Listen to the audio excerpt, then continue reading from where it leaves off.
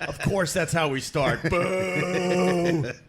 You suck. You suck. Get off your... Well, they can't say get off the radio anymore, right there, Carl? No, they can't. They definitely can't say that ever again. And now it's their problem if they're listening to this. You realize that, right? Yeah. Like in regular radio and then satellite radio, you know, they could kind of stumble upon the radio show, and then they have a lot to bitch about. Right. But podcasting, that's all on you. If you're listening to this just to hate, that's you. This is the pure haters. The pure haters. The pure haters. And they're the same as the pure lovers, because it's a listen is a listen. A listen is so a listen. Hate on, haters. Hate on.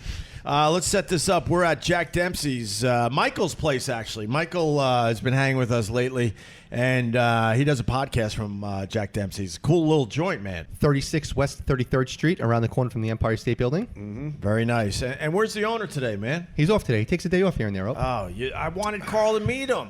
What's his name again? Enda.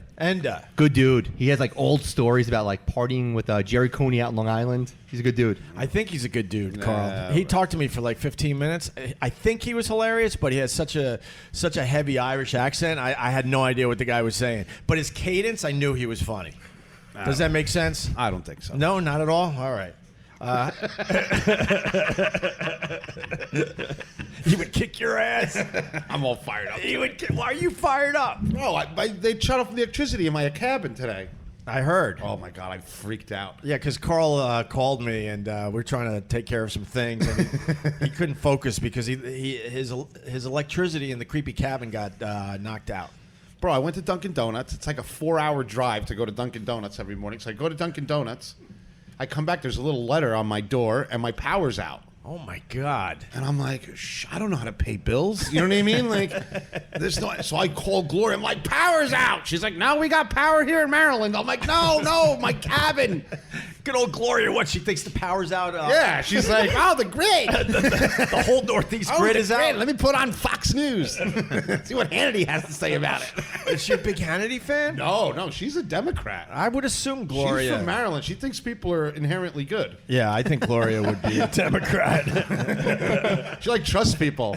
She's like, isn't he nice? I'm like, he's stabbing you right now. You're about to feel it. Right. You're in shock that person is stabbing and robbing you. Gloria, for the people that don't know, is kind of Carl's assistant. We put her on a podcast from Gebhardt's. She did great after you left. I heard she's super fanned out. I heard it. She was, but she did well. She's man. like, yeah, I remember the time you blinked 32 times before the crowd. I'm like, whoa. Whoa. Well, you took a private plane to Denver to hang out with Guy Fieri and go back to California. So I was left with Gloria. So I made it work. Oh, my God. And she's giving me all sorts of history about Mother's Day and black and white cookies. Well, you had to do something. Chris Stefano was literally napping on the podcast. It's not that he was napping. His attention span is not that good. It was like one of those old Joe Drunk Namath like interviews. He's like, he's like a dog. You leave your house to get the mail, and you come back, and the dog is amazed because the dog thinks you were just gone for a week. Exactly. That's Chris Stefano. Yeah, I lost my dog. Oh, Christ. Ouch. That's how So why no electricity in the cabin? I didn't pay the bill. As simple as that? That's simple. So $283. I called Gloria. I said, take out one of your like Chase credit cards and run this shit. I'll give you the money when I see it. But I know you're going through a lot, but you didn't notice that they were warning you? I never paid anything. For the last 12 years, I haven't paid a thing. Yeah. Now you're going to learn the hard way. Oh, my God. I was like a snowflake. I'm like, how dare they shut off my electricity? Who's the Gestapo? They did this. I'm like, no, bro, you just got to pay, cuz. Carl was getting very ornery, man, on the phone. I was so upset. I'm like, I tell Opie, I said, Opie, in 11 minutes, I'm going to be overrun by bugs because the air conditioner went off and it starts to get warm immediately and just moths start to come on the window. I'm like, I'm going to die here. Yeah. It's the worst feeling to be in a woods. And you were freaking out. I'm like, what's the big deal, man? The sun's out. You have nothing to worry about until that sun goes down. But when the sun goes down at the creepy cabin, forget no it. Wi-Fi in the dark in a hot cabin. Forget it. I'd hang myself. And what, the bugs started Immediately. Really? I told you, I'm going to get overrun in about 11 minutes. I figured it out. Right. Oh. And then I hear in the background just he's spraying The bugs- something. I'm spraying. I'm just preemptively spraying. I'm spraying myself with Raid just so they don't land on me. How were the spiders? Were they getting a Everywhere. little more active knowing that the AC was out? Bro, the minute it was out, they started making their webs because they know it's fucking dinner time. It's on. Yes, there was a daddy long legs. I saw praying mantis. Right. It was like I was at a fucking petting zoo. Were things tapping on the plexiglass? Everything. I heard a dragonfly. Boom, boom, boom, boom, boom, boom, boom, boom, boom. Oh my god, my pee-pee went in my stomach like when you're on a roller coaster. I got so nervous. That's like those movies where the bugs attack. It wasn't a movie. It's literally Carl not paying electrical bill movie. Do you watch Black Mirror on Netflix? No, I don't watch Netflix. Anyone watch Black Mirror on Netflix? Nope. Never even heard of it. Once I switched, I lost all my passwords because I was all joint with my wife, so I don't have anything, bro. You have no passwords? I have no passwords. She got the passwords in the divorce settlement? I never had the passwords. You can't give up your passwords in the divorce settlement? Who cares about passwords? How would $1 million cost? Fuck the passwords. Well, anyway. I got to think before I buy shit. I'm like, how much is that Snapple? I don't know, man. You got a water? Can I get a cup of water? Well, we could get you a few beers and a few shots here. Mikey Jack hooked- Dempsey's. Mikey hooked me up. Mikey's starting to learn I'm like alcoholic. He's like, what can I get you? I'm like, cheap beer and a double Jim Beam. He goes, you want ice in that? And then he goes, "What light beer?" He's like, "Any light beer, cuz." I said, "All right." You figured it out quick. Yeah, I huh? brought 5 Bud Light aluminums for the guy. Yeah, he's very happy now. I'm happy No, now. but in Black Mirror, they had an episode where they had bees, robot bees, Oh, God. that they were able to control in the Right. future, right? Right. But then a guy who is all about evil figured out how to control the bees to attack his enemies. You know, there's somebody listening to this right now. Going, it's Trump. Trump did it. And then it comes down to there's a house where they're hiding out because the bees are trying to attack. And then you see, just like your creepy cabin, there's one bee, then there's two, and then one gets under the door, and then the rest figure out they could get under the door, and now they're, just trapped in this house as the bees are taking over. Yeah, yesterday. It's a great episode of Black Mirror. I'll just say this: I had a visitor in Yeah? the cabin last night. Which was first time at a breach like that. Are we calling it the stabbing cabin now? Getting there. Yeah. I made her sit in the car while I cleaned up all the toilet paper and everything around everywhere. Because, you live by yourself. I live like, the place looks like someone robbed it Right. every day. Because I don't care. Whatever something drops, that's Yeah. where I leave it. So you brought one home, but she had to wait in the car as you cleaned. I just told her, listen, the thing's a mess. Give me 5 minutes. I don't want to start this with anxiety. Right. Let's start this on the right foot. I was doing great at the bar. Yeah. I want to continue A+ here. Right. So I went inside and threw everything in like one of those Glade bags that smell good. The best, the garbage bag smells delicious. They make me hungry. Did you just hose down the creepy cabin and then Yeah, I said, just- come on in? I put a little raid. I moved the spiders. I told the spiders, bro, let it be my night tonight, all right, spiders? And then and that was it. Yeah, he really lives with spiders. The first podcast we did up there, and I thought he was kidding, but there was a lot of spiders inside the cabin. Yeah, you posted the picture of it. It's scary. And there's AstroTurf in there. It was weird. I like AstroTurf. I like the way it feels on the feet because I used Okay. to be an athlete. Yeah. But that's not true. No. But, yeah. Sorry to interrupt, Opie, but this might be a good time to let us know who's the big guy sitting next to you. All right. Yeah, that's Lee, who is going to be hanging with. I tried to figure out your last name, Lee. I couldn't figure it out. It's, Abbamonte? Pretty good. Abbamonte, yeah. Abbamonte? All right. That's, I'm gonna that's good enough. I'm going to go with Lee. You're just going to go with Lee? It works also. Big Lee. Lee has traveled the world. He's been in every single country. And I'm like, yeah, Mike, let's give him a shot. Sounds like a cool guy. And he comes in here on fire, just on fire, bitching about dogs and old ladies, the Upper East Side. I'm like, you know what? I think we're going to get along, Lee. And then I'm like, just save it for the podcast. Fucking dog park people, man. I'll tell you, they're crazy, dude. Dog people in the city, they Yeah, have no place in this So life. some old man, like 85 years old, just tries to start a fight with me at the dog park, like less than an hour ago. Some little dog that looks like a junkyard dog, Right, right. attacks my dog like 3 times. What kind of Fine- dog do you have? French bulldog. Oh, gosh. And he's the happiest, cutest little pup, Yeah, that's and right. then after 3 times, I was like, this old man, I've seen him there before. He's always an asshole. And I'm like, dude, can you really just control your dog? He's like, fuck you, asshole. Why don't you talk to me in French and kiss my fucking ass? And I was like, are you fucking kidding me, dude? Wow. Guy's like 85 years old. And like, I'm a big dude. Like, what am I going to do? Beat up an 85-year-old man? You know what I mean? What's your dog's name? Hector. Oh, boy. Hector. Yeah. Oh, Carl, no matter what he said, Carl, you were going to say, Yeah. No, because French Bulldog owners are like, there was like a big trend when everyone got them. You know what I mean? And then it's like, living in the city, you just see them die because a lot of them just can't breathe. Yeah. It's more like he's a small one, right? And don't assume that the 85-year-old would go down. They got that old man strength you got to watch out for. I don't know, man. He's like one of these short, fat guys. You know how they are, right? Oh, that was a dig. Come at me, Lee. Come on. What the hell was that? This fucking travel agent's gonna run his mouth like that? Do you know who you're talking to? Okay. He wants to play, Carl. He wants to play. No problem. He wants to play. Where's your favorite place to travel? Oh, this is gonna be fun. Aisle seat or window seat? It's on. That sounds like a Mike Sappho question. Oh, anyway. Yeah. Where's the best pizza? So, how'd you walk away from the confrontation? I just left, man. You What just am I left? gonna- what am I going to do? He just Fight with an traveled. old man? He traveled away from it. He just traveled. He went to Dubai with Hector. With some bonus miles. I got the miles. Get in the car, Hector. We're going traveling. So let me ask you, you're a big guy and your dog's a little on the small side.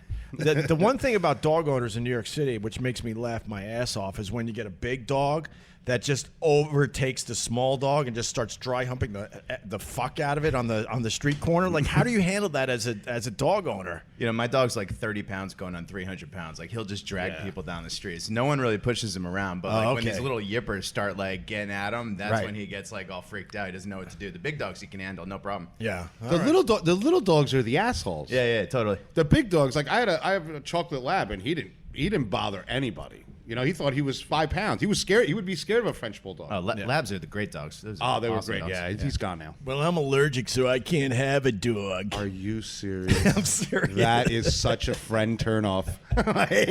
I'm turned off as a friend. I'm embarrassed to say, but Bro, if we were gay dating right now, I would be calling an Uber. so You're allergic to dogs? You're avoiding the bubble, bro? yeah. Well, I'm allergic to trees, grass, dogs, and cats. So Oh, perfect. welcome to America. Welcome to America. And apples. So you can't eat apple pie? I can eat apple pie. I can't eat an apple off a tree. Oh, good. Because All when right. you should know as a chef, when you cook up the apples, the proteins or whatever changes, and I'm not allergic to it anymore. When did you find out you were allergic to an apple? Early. Early, because you were poor as fuck. So I'm sure you got a whole apple early in your life. No, how about maybe 10 years ago? No. And I'm an older gentleman. I'm calling rich I'm allergy. telling you. This is a rich allergy. No, I'm telling Mike, you. He's pulling the gluten-free thing. This, of course. this is the telling you. Hamptons. Like, I'm allergic to parsley. Yes. Only Granny Smith. No. I'm calling bullshit. This is a rich allergy. That's like when someone's like, I'm allergic to tuna salad. You're allergic to tuna salad. Yeah, I know. Yeah. It's a better story, actually. Growing up with 7 kids and being pretty poor, we never really went to the doctor. So, like... This is like he was like the fucking Waltons of Yes. Long Island. Did he tell you what he ate back in the day? Huh? Like the sugar and butter sandwiches and stuff? Those are actually Actually, delicious. sugar and butter sandwiches are bomb. Well, first of all, I wish it was sugar and butter sandwiches. It gets worse. It was margarine because margarine was cheaper. I'm still in with you. I know. We've talked about I love that. margarine. Margarine I love- sucks a dick. Dude, I grew up on margarine too, man. You get used to it. I was in my refrigerator in one of the restaurants that I worked in. I used to keep country crock. Right. And we used to spread it on like expensive French bread. It was delicious. Really? Oh my god. Well, no. So my grandma had a beach house, and I have a lot of cousins. So she would just roll out the Wonder Bread, roll out the margarine, and then throw sugar on top, and that was our lunch. Wow. It was pretty tasty, to be Should have honest sold with the you. beach house and maybe done the right thing for the kids. Stop being so fucking selfish. Instead of Ocean View, let's feed the kids. Like, hey, we like that you like the beach, Ma, but like, let's sell it and maybe the kids can stop eating fucking rubber bands. But the apple thing... What a Saint she was, huh? The apple thing was only 10 years ago, and I was sick of having explosive diarrhea every time I ate an apple. Oh, Tim, how are Timmy you? Sabian's in the house. All right, Timmy, what's up, buddy? This is Lee. He travels. You drew first blood.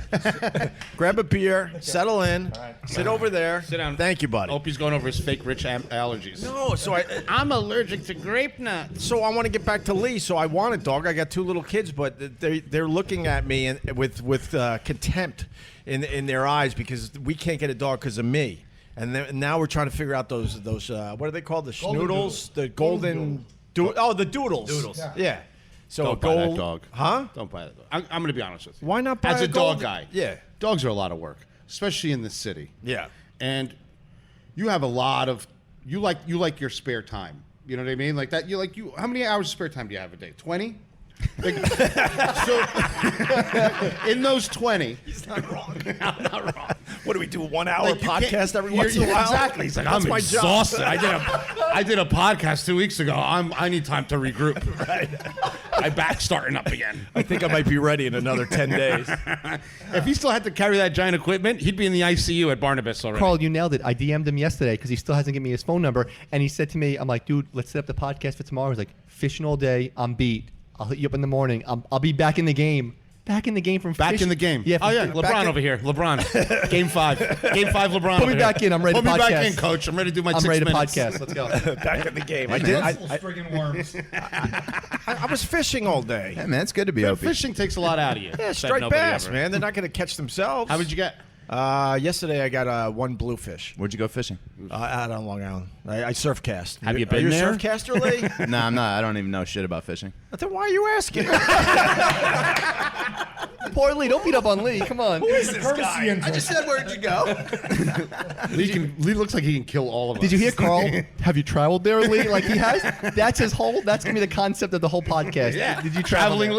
Lee. He's like a Fraggle. I did want to tell Carl that I spit on a car today. So when you were talking about your confrontation, I had one of those today as well. Ooh, that that's go for you? gonna be an extra nap for Opie because that's mental stress. He's down until And next almost Thursday. physical, Carl. Yeah. Like this is it. Yeah, he hurt his throat. Yeah, that's it. He's done. He's done. I also bike. Is that okay? Ooh, Is that okay with That's you? one thing I'm allergic to. Is fucking Is biking? bicycles. So I got a bike in the city. I bike all the time. And then I was at a red light. It was my turn to go. And a car went flying through the light. So I leaned in and spit on the car, which I love doing. You taught him a lesson. He's got to deal with the spit, right? And I try to get the windshield because if you hit the side, they don't know you spit on the car. I could really go for the windshield. And I make this whole scene. There's a lot of people on the corner. Then a truck driver blows the same fucking light, You'd spit on the jams truck? on his brakes, and now wants to fight me. He's screaming and yelling, opening his door. I'm on a bike, though, and he's facing the wrong direction, so I know I could be a tough guy. I'm like, With his Obama jeans and the helmet. Obama mom jeans. The Obama mom jeans. With his REI slippers. He's got the red blinking thing on his helmet and shit. Look like a fucking alien from the mall. Holy fuck. This is why I'm exhausted after doing I'm an hour. allergic to bicycles. So I make this whole scene. I spit on the side of the car. Then this badass trucker stops, and he was scary as hell. But I was holding my ground, knowing I could jump on my bike and get the hell out of there. And at that moment, I realized that the whole thing was my fault. Oh, dude. And you're getting all tough because after you interviewed Whole Robert thing O'Neill, was you think my you're a fault. SEAL. He's Navy SEAL guy. Right. Yeah, Opie SEAL. Yep. Dude, bikers are like the root of all evils in Manhattan these days, man. They don't listen to the rules. And listen, New York is, at least they're scared about getting hit by a car in New York. In New Jersey, in white New Jersey, Chatham, what I call the White Island, where all the white people have finally been pushed into this one area. They're terrified, right? They drive around. They look like Power Rangers, right? In these $7,000 bikes, and they go 4 abreast. Like you have to go behind them. They don't care. I hate every single one of them. Here's my question about bikers. Why do they all think they're fucking Lance Armstrong and wear the tight, like, spandex pants and the tight spandex shirts and then Because their the time wife trial helmets? Their wife without him. Because while they're doing that, their wife is in the parking lot at Cheesecake Factory getting crushed by some Spanish dude. After boot camp by birth. No, you're right. Carl, I know you're not going to get along with Lee, but I'm going to get along with Lee. I love Lee. Because I say that exact fucking thing. When I bike, let it be known. I don't wear any of that Lance Armstrong. Just wear shorts and a horse t-shirt shit. like a normal guy. That's what I do. You look like John Kerry. Driving around Hyannisport. With his giant head. He's got his fleece tied around his neck. yeah. Oh my God. I The could cashmere just see- sweater wisping in the wind. It's like, No. oh, is that Brian Gumple? Oh, no. It's Opie. Hey, Hope. He broke his leg. He broke his leg biking. Oh, Matt Lauer got crushed. And I wasn't surprised because John Kerry has that giant head. That's got to be hard to balance when you're on a bike. He does have a big head. If you go on the internet, they tried to hide it as much as possible. On Shelter Island, where I go to a lot, the what's his name, Matt Lauer, went out on his little gay bike and got nailed by a deer. A deer trampled the shit out of him. Good.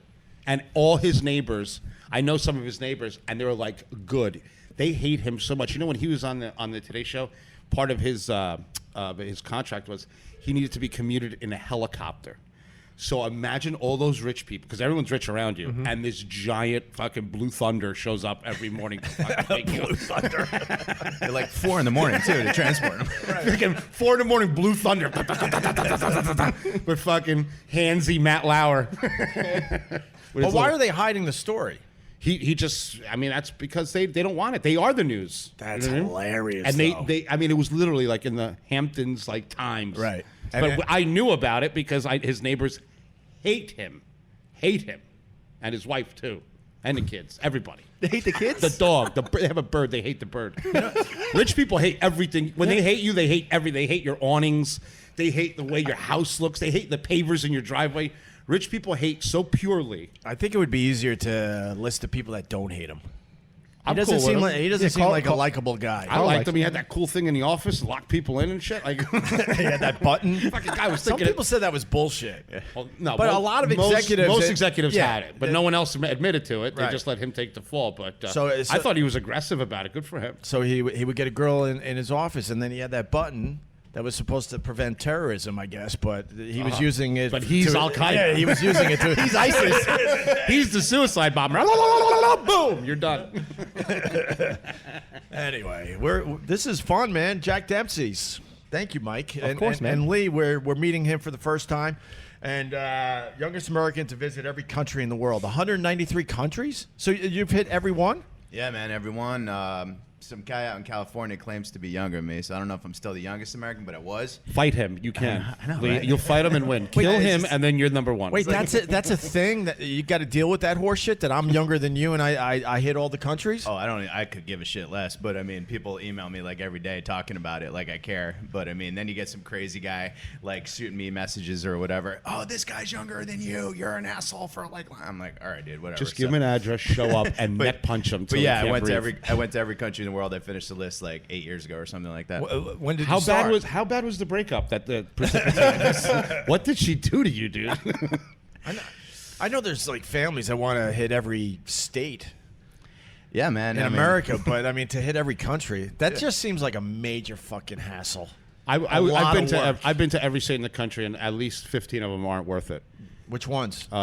New York, New Jersey, Miami, Los Jersey for Angeles, sure. California. basically all the blue states.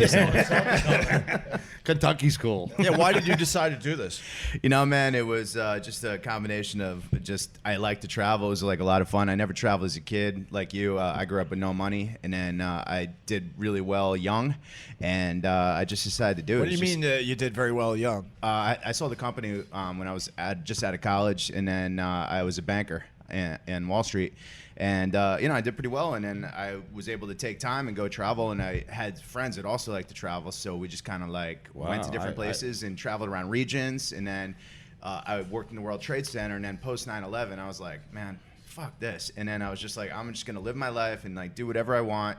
And it wasn't just travel. It was like everything, just like experience life. Right. And, traveling just is one of the things. And then in about like 2006 or 2007, whatever it was, I had already been to like 100 countries just for fun. And then I was just like, you know what? I'm going to go to all the countries I never really knew I didn't want to go to before. Right. And that's pretty much what happened. And I just went to all of them. Were you there on 9/11? No, I was in Texas on a business trip. What floor did you work on? 102, actually. I worked at Cantor Fitzgerald. We had Oh, my 101 God. to 105. Yeah. Wait, you worked for them? Yeah. So you knew a lot of guys, A lot of and people. gals. One of my best friends, a girl who I dated, everyone who worked in my department. It was as horrible as you can imagine. Wow, that took a turn for me. Now I like Lee. Yeah, and you know, I lost 5 guys in Windows of the World. Yeah, man. 5 We used to cooks. go to Windows on the World every Thursday for Latin night. I used to hang out with Andrea Emmer. She was the first female sommelier. and I always say, I'm sorry, bro. That sucks. Yeah, man. It was a rough one. Lee and I became close. Lee did my show. I was trying to travel. I'm kind of talking to Lee, bro. No, but see, I was gonna wrap it all we got a together. connection, right? I was kind of talking to Lee. I mean, bro. me and Lee were kind of having a moment. In fact, now you're going to tell me some shitty Midtown cop story. Well, now I understand why you just changed your life after that day. My God. I mean, how do you handle it 15 years later? Well, I mean, it's 15. still. What? It's No, still. jeez, my math stinks. 17 years later. I mean, legitimately, you think about it every single day. You still think about it every day? No question. And not just every day that I'm lucky to be alive, but some of my friends who are lucky to be alive, like my best friend in the world, he was there in the building. This guy was in the building, right, at like 8 in the morning. He had a big presentation that day, forgot his laptop, ran back down, got in the subway, went back home, got his thing, his laptop, came back. He's in line for the elevator, 8:46 a.m. in One World Trade Center when the first plane hits. And because he was a dumbass, he's alive. Wow. And the stories like that, and so many others, both good and bad. Like one guy had gotten fired the week before, and then he went in on like the Friday or whatever, and he went back in that day to go clean out his office at like 8:30 in the morning, and then he didn't even work there anymore. Oh, he got killed. Are you serious? That guy, bro. If it was raining pussy, you get hit with a dick. What's not talked about are the people that survived, the attack, and they've never been the same. I have a friend out on Long Island. He worked in the Twin Towers. He was there in '93 for the first bombing, and said, "All right," and went back, obviously. And then he was there that day as well. He survived. He's one of the survivors. I see him on Long Island every once in a while. I went to high school with the kid. He's just simply not the same. And I talked to him, and he's like, I haven't been back in the city. And this is a kid that loved New York City. He worked hard, played hard in the city, and he hasn't been back. He's like, I will never go back into Manhattan. There's something that drives me crazy because it never gets talked about. So a lot of the people that I worked with, keep in mind, I was like 21 when I was working there or whatever it was. And so I worked with a lot of guys who'd been there a long time and been through the '93 attack. And what was always talked about was, what happens if something like that happens? They're like, oh, just go to the roof, and then they'll come with a helicopter and get you off. So people thought that that's what you were supposed to do, and there was never like a drill or anything like that. Like you're supposed to go down or like whatever. Nobody knew. So you're just like, oh, you just go to the roof, and they'll come and get you. Obviously, you never thought of something on the scale of what actually happened, but seeing the I don't even like talking about this, but seeing the video of people like, and no helicopters were anywhere in sight, so that was complete bullshit. But you didn't know, and that was like. Well, they tried with the helicopters, obviously, but it was just it's futile. It was a no-win situation. Yeah, the smell was. I'll never forget that smell of hot plastic, hot chemicals. And I remember a cop. I was living on 79th in York, so we're slowly walking up. And we start meeting up with people, and then we're getting dustier and dustier and crazier. Like, you know what I mean? And this one cop, I remember, I'll never forget it. This lady goes, well, what does that smell? And she goes, paper and bodies. Yeah. Like, it was on a level that I've never seen before that or after that. Right. Cops running with people in the same direction. Yeah. Like, no longer telling you what to do. Right. Like, holy fuck. If you don't figure out that you have to run right now, you're an idiot. And it was... And for the first time and the last time, the city was of one mind. It was unbelievable. All the bars were open. Everyone drinking, The just unity, watching everybody the TV. was united. Yeah, they really were. And no cars honking ever. No, For nothing. like weeks. It was crazy. I lived downtown right near Washington Square Park, and I used to go to Union Square, and they had this huge like kind of vigil thing there, like almost nightly for months. Yeah. And it was like amazing. And I remember I'm the biggest baseball fan you'll ever meet, and I'm a huge Yankees fan, and I hate the Mets. But I remember watching that first game back when Mike Piazza hit the home run. I was like bawling, man. Yeah, yeah. I mean, it was. Oh my like, God, I haven't whole thought of that emotional. in years. Yeah. And then I went to all three of those World Series games that year. When the Yankees played the Diamondbacks, and we ended up losing. But those three games at home, Game 3 with Bush throwing out the first pitch, and then those two amazing games 4 and 5 where they hit the 9th inning home runs with 2 outs to tie and then win in extras. Man, it was just chilling.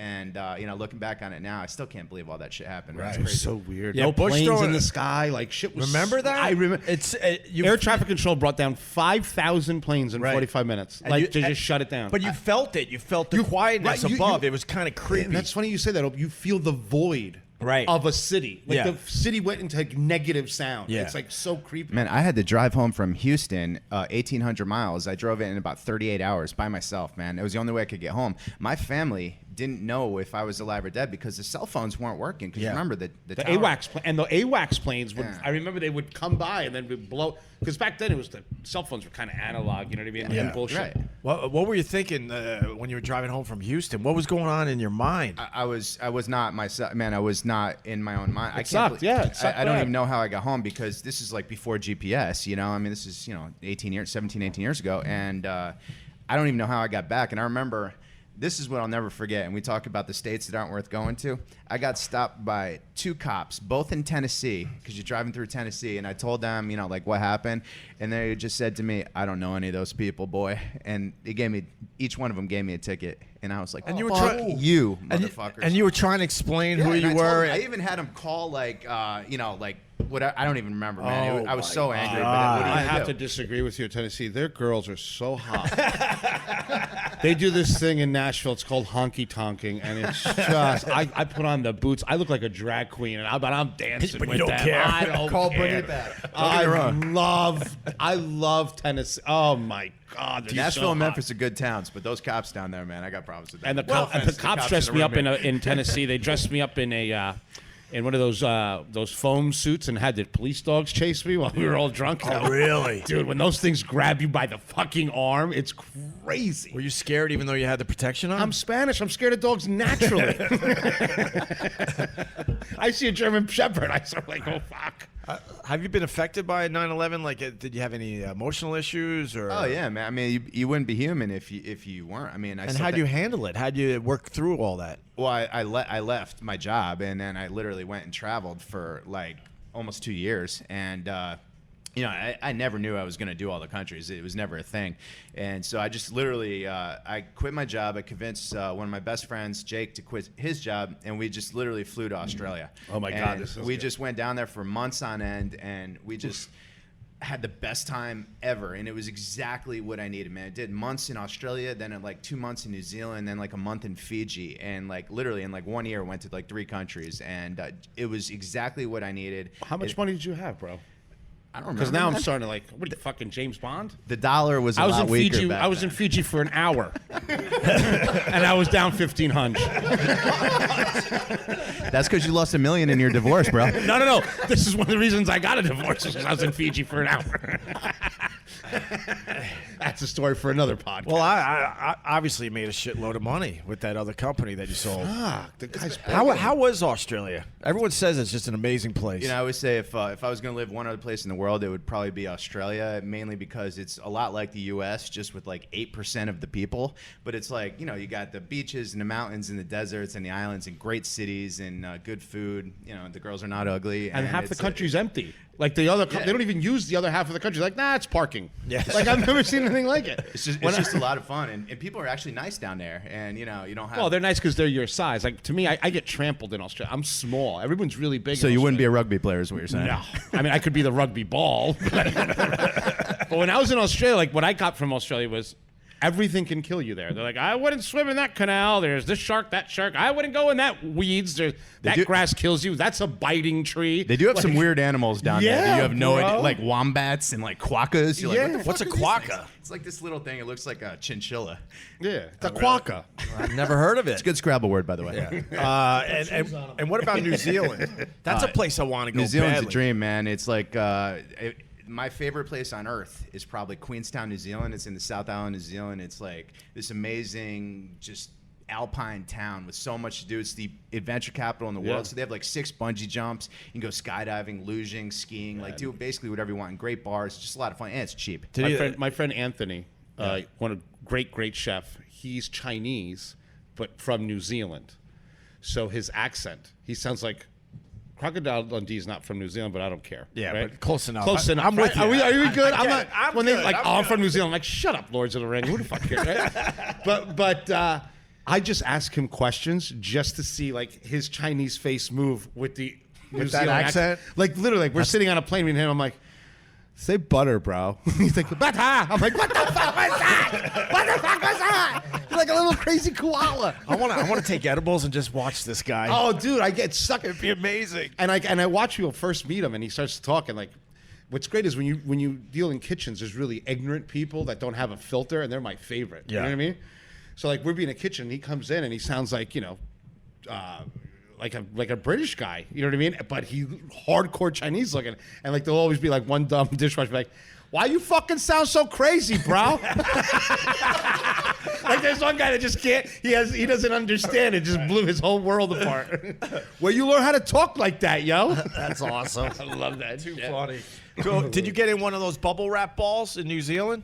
No, those weren't a thing back then. Otherwise, I totally would have done it. Fucking Opie, can't stop watching the Travel Channel at 3 o'clock in the morning. They look the guy cool, traveled the whole world. Like, did you ever go on a Ferris wheel? I saw it on World's Craziest Ferris Wheels on Discovery Channel. Jesus, Opie. How did this You ever turn? go on a glass bottom boat in the Bahamas? Do I have to remind you that you hated this guy 20 minutes ago? Yeah, but the They September bonded, 11th they thing, bonded. it kind of, now I'm with Lee. And now it's 2 against 1. yeah, I'm kind of Great. with Lee, and I'm into his dog, Kent, or whatever his name is. Hector. Hector Hector, the yeah, dog. No, they're the bubble wrap balls, and then you start at the top of a hill, and then He you're- won't let it go, bro. Oh my God! He'll get mad, too. Like, how come you guys don't know Next what the time fuck- I'll go, I'll send it. I'll do one, and I'll send Please you a do. picture. Yeah, You've that'd be traveled awesome. enough, bro. It's time to grow some roots, bro. It's crazy now. Get an apartment, right? Let that Come on, guy get a from job, California take the title.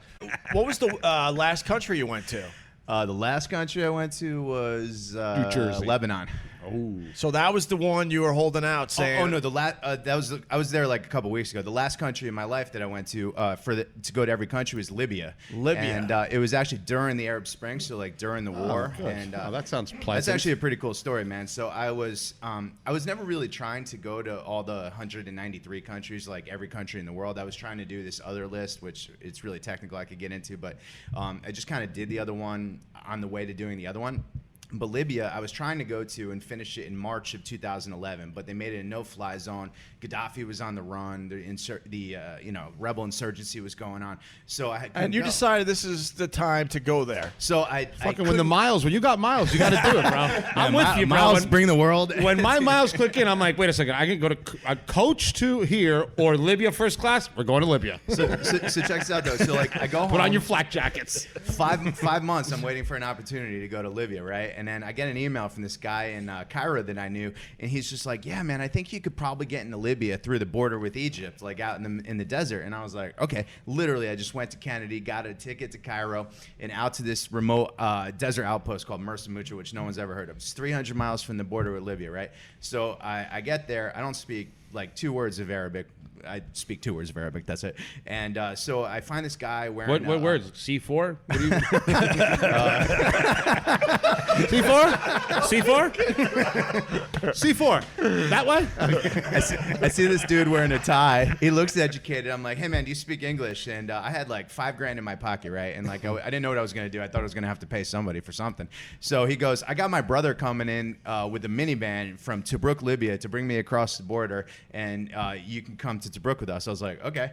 And like literally, I just got in the car with this Arab guy who I'd never met before in my life, and he just starts talking. He speaks really good English. He worked for the UN. He was a dissident Spy. who had left 40 years ago when Gaddafi took over. That's a spy. We get to the border. We're waiting to cross. I leave Egypt, get to Libya, about 3 cars away, and on the other side of the border, right, there's Lee's this a spy. huge truck of Chinese smugglers trying to smuggle fake Marlboro cigarettes from Libya into Egypt. And there's like 50 Chinese guys on top of the truck, right? And they're all heavily armed. And then all the Libyan rebels are armed on the ground, and they want them to pay a tariff. So the reason the Chinese moved the cigarettes through Libya instead of Egypt, because there was no government, so they didn't have to pay the tariff. You know, tariffs are kind of a big deal here. And No ticky, no laundry.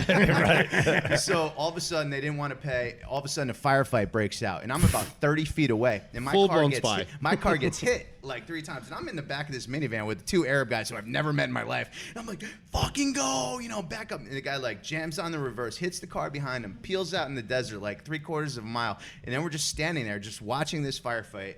And all of a sudden, you know, it stops, and there's a bunch of like dead people. 3 hours later, the guy goes, okay, I think we can cross now. And I was like, okay. So we go back to the thing. We're in line, and then he goes, give me your passport. So I give him my passport, right? And it says Jason Bourne on it. Indeed, it does. So the guy. Who are you, Mr. Bourne?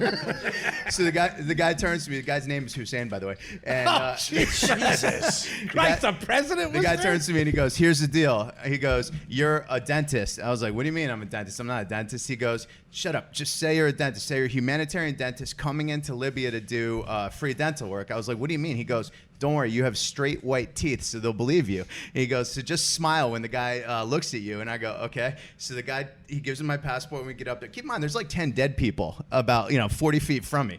And he just takes the passport, he looks at me, and he just goes, and I go, yeah.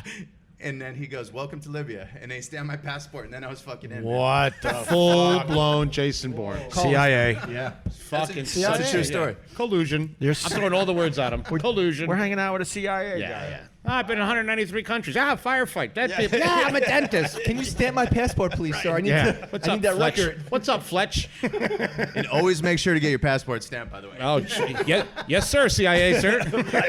Whatever you say. Whatever you say. How long were you in Libya? For like Until the mission was 2.5 accomplished.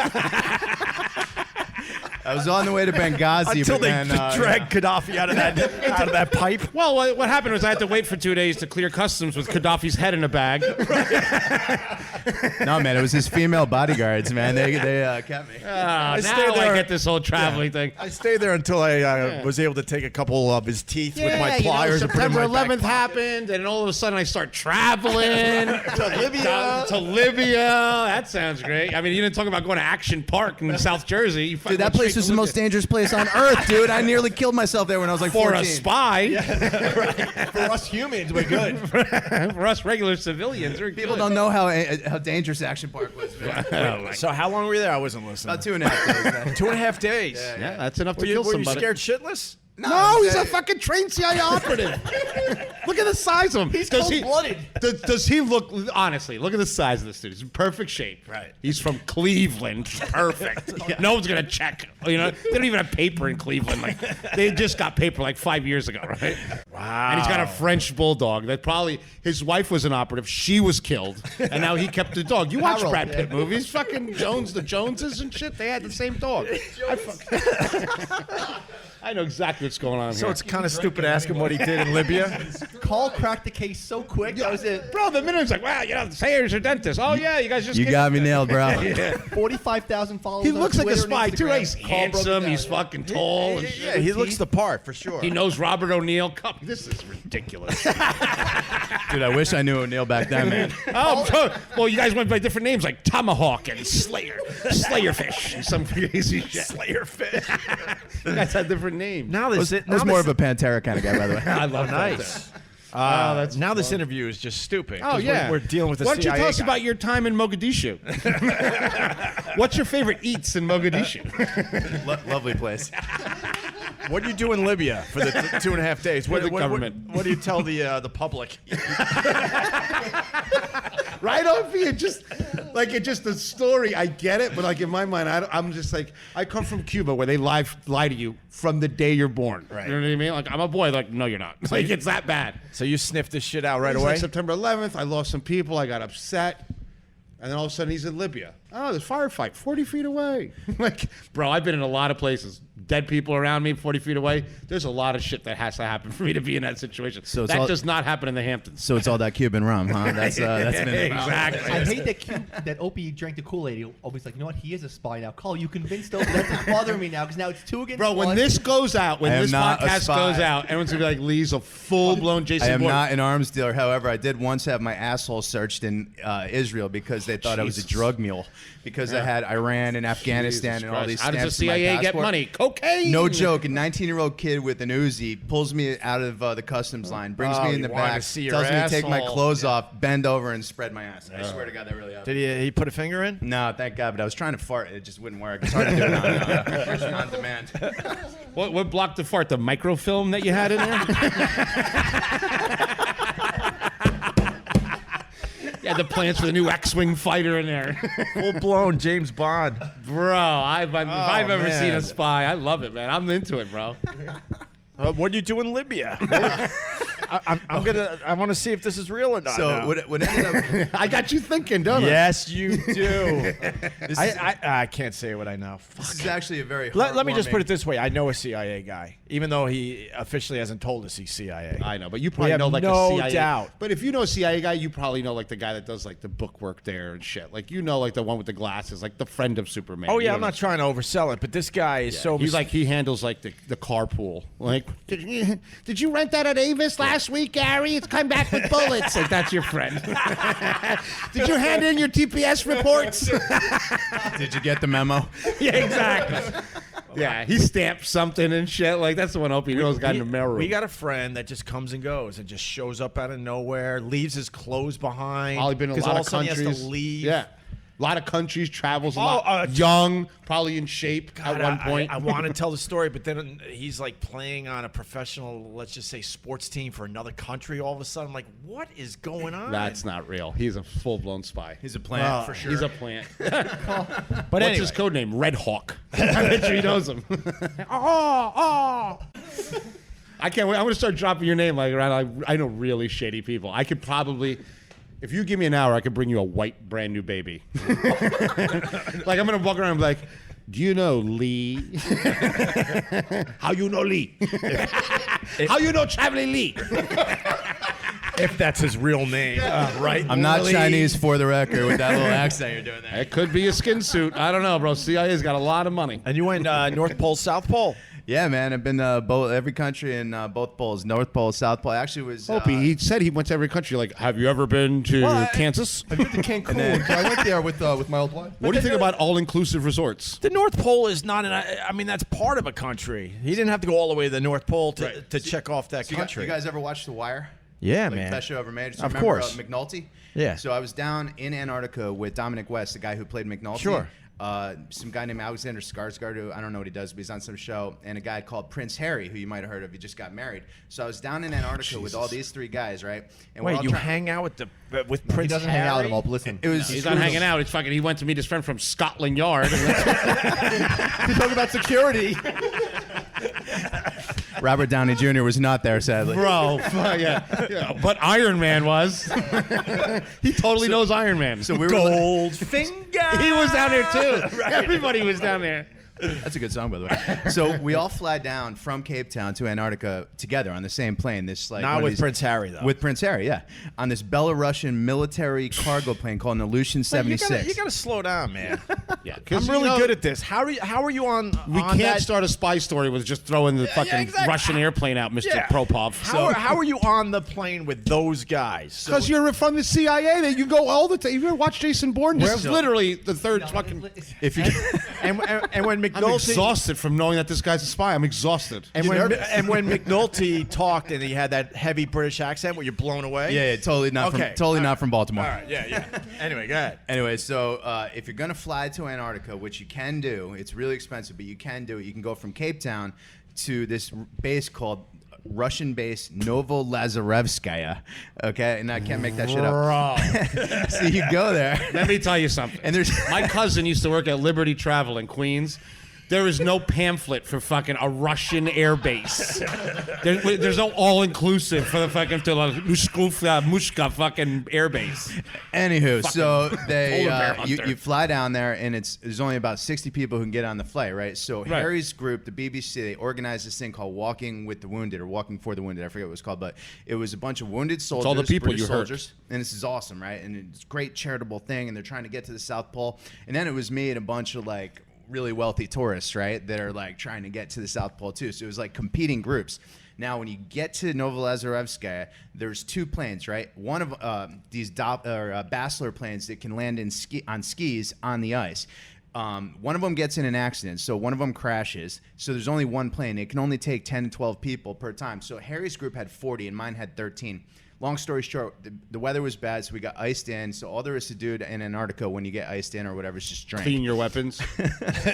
So you just drink and hike. That's really all you do. You can go see some penguins. It's really awesome still. Anyway, so the Russians gave Harry's group priority, and they ended up making it. Half of them made it to the South Pole eventually, and my group got shut out. So you can imagine all these like Type A personalities going fucking ape shit about it. Anyway, I was mad, but I didn't really care that much because I knew I had the opportunity to go back the following year, and then the following year I made it. But I always say that Prince Harry prevented me from reaching the South Pole the first time I tried to And go. didn't you lose money too? Yeah, I lost about. I don't even want to talk about how much money I You lost. gotta but- say, it's Wait, how always much? podcast. well, it costs about the trip alone is about $75,000 to get down there, and that doesn't even include getting down to Cape Town and Fucking hotels taxpayers. and gear and all this other shit. So it's All taxpayer money right down the fucking. Wow. I don't work for the CIA, bro. That must have been some kind of retirement Thanks, package. Obama. Holy Holy shit. Traveling spies everywhere. Did you talk to Prince Harry? Yeah, Of course man. he did. I mean, He's like, the eagle's in the nest. The eagle is in the nest. You're clear to go, sir. You know what the funny thing is? I have a bunch of pictures of him, but he wouldn't actually take pictures with anybody because if you remember that shit that happened to him in Vegas where he got caught like naked When he was with- dressed like Hitler, fingering some girl. Yeah, whatever. That was pretty cool. I think that was Sandra Bullock, wasn't it? But anyway, he wouldn't take pictures with anyone because he was still like emotionally scarred from like what happened to him in Vegas. But yeah, he was hanging out, man. I'll tell you what he did, which is the weirdest thing. I've never seen a grown man do it. He was giving everybody wet willies. Remember that? You know, you stick your finger in your mouth and you stick it in What a people's ears. weirdo. That's what he was fucking They've doing. had the same bloodline for 500 years. I'm surprised he doesn't have lips on his neck. Yeah. So anyway, that was They gotta my stop story. marrying each other. Ah, they're all the same. Like the family tree looks like a bamboo reed. You know that Queen Elizabeth doesn't have anything in that dumb purse of hers? What do you mean? What does she need? It's not like she needs money. But She she has walks le- around and with that stupid purse, Yeah. and it came out that she has nothing in it. What do you think LeBron had in his the other day when he was walking down with the shorts? Did you see how much that was? What? That purse was $60,000. What? I think that's reasonable. What LeBron was It carrying looked like a around? bowling ball bag. Look it up. 60 G's. He deserves every dollar he gets. He plays by himself against 30 other fucking people every day. God. 60 grand Like on the a purse. Gladiator. Come on, bro. It's still gay. You tell him that to your face. You tell him that, but you see him like, Whether no, it's I'm Opie. I'm a big fan. You want to go to bike riding? Someone's gotta say it, though, I'm allergic to peanuts. Whether it's a J.C. Penney's purse or a $60,000 purse, it's still gay. Bro, I would be gay as hell. You wouldn't rock that if someone I would. wear. You wouldn't. None of No us way. would. Nobody. You I wouldn't use rock Louis that. duffels. I have Louis Vuitton Oh, duffels. by the way, there's nothing wrong with the gay, but that's just weird, man. Not many guys can pull the purse off. I'll wear a purse. I like them. They're You're handy. gonna wear they a hold a lot of purse. stuff. My wife had everything in there, including my divorce papers. So he was giving everyone wet willies. Dude, it was weird. Yeah, it was a little weird. He's a weird dude. Where did the willie go? In the ear? In the or ear, man. Okay. Good. And you think he's got the different father, right? Like the rest of us. I have no idea, man. Arnold Schwarzenegger's his dad? You haven't looked that up on the old internet. Oh, that Dodi Fayed is his father? No, the other Ooh, dude. I ooh. forgot the name because I didn't think we were going to talk about this today. But a lot of people John swear Stamos? that Prince. What? Oh, the princess dies like lover? Is that Yeah. He had The she had Egyptian guy? No, Yeah, Dodi Fayed, the guy from no, Harry. that was. Why are you getting fucking mad at me, bro? Isn't that the guy that killed the her? fuck? This isn't The View. Like, how the fuck am I gonna? getting mad. He's grabbing my phone. I only know guy stuff. He's like, oh, and the other, like he's like this. gay Rumor conspiracy- has it that Princess Di had a redheaded lover, and that this kid, God, Prince this turned into the Harry, Andy is Cohen a love show. child. I mean, And everyone wants to ignore the fact it's like that. It's like that third Kardashian, right? Like with OJ or whatever. With Khloe, they say yeah. that. Chloe and Oh, yeah, she's a monster compared to the other two. God, you love talking you about know. this shit. You see how he lit up? He got Opie? He's into like, it. He got into it. he likes all this. He watches Because E-News it's all day. frustrating. You see the three Kardashian sisters, and there's two. They're little petite little Yeah. things, and then you got this monster. Let's go back to talking to cool shit. You're hanging out with a chef and a spy, bro. Let's fucking get it back on track. But there's just a lot of lying going Rob on. O'Neill to Lee Travel and getting shot. Now we're looking at purses and Kardashians. Things I never thought I would talk about on Navy a SEAL, podcast. spy, chef. A lot of mystery here. This guy wants to talk about Kardashian. She's a monster. I'm still trying to find Prince Harry's father. I wonder what he Googled. Let it go, dude. No, I'm not. He Googled Prince Harry's father. Yes, I did. Hey, Joey, can you edit Big out? ugly picture of Prince Charles came up. Joey, No, 'cause Joey, these can you do me a podcasts, favor? these people get freaked out if you don't give all the info. They're screaming at their however they listen to a podcast. Joey, please It's edit James, out Opie talking about this. Can't do it, Carly. It's James Hewitt. Look it up. Look up James Hewitt. There's rumors that that's Prince Harry's real dad. And the whole whatever, the whole royal family wants to just ignore the fact. I'm gonna do the side by side picture now. I don't care about a side by side. Opie's all in now. This is how it is. Show me a picture of the Hold on. Russian plane the spy was on in the North Pole. Hold on. If you do this, if you want to see a good side by side picture, put Yao Ming next to Tom Brady. It's like the same fucking person. I swear to God. Oh, this. What?